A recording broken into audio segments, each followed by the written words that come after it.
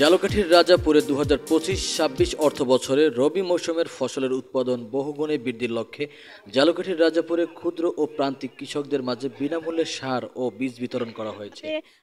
তাদের উৎপাদন বাড়াতে পারে সেই লক্ষ্যে সরকারের এই বৃহৎ কর্মসূচি আমরা আশা করব আমাদের কৃষকরা এর দ্বারা উপকৃত হবেন। আজ 23 অক্টোবর বৃহস্পতিবার সকালে উপজেলা পরিষদ চত্বরে উপজেলা কৃষি অফিসে আয়োজিত এই কর্মসূচির উদ্বোধন করা হয়। বিতরণ করা হচ্ছে।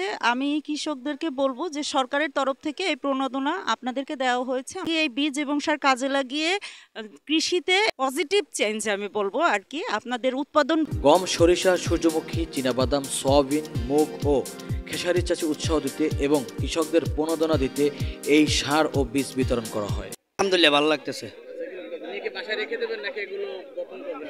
আমি একজন প্রকৃত কৃষক, আমি বাসায় রাখার কোনো মানেই আসে না। আমাকে চাষ করে সচেতন করবো। আমার উন্নতি বাংলাদেশের উন্নতি। আমি ফলাবো, আপনি খাবেন, একজনে খাবে, আমিও খাবো, সবার উন্নতি হবে। উপজেলা নির্বাহী অফিসার জনাব রিফাত আরা মৌরি প্রধান অতিথি হিসেবে উপস্থিত থেকে এই বিতরণ কার্যক্রমের আনুষ্ঠানিক উদ্বোধন করেন।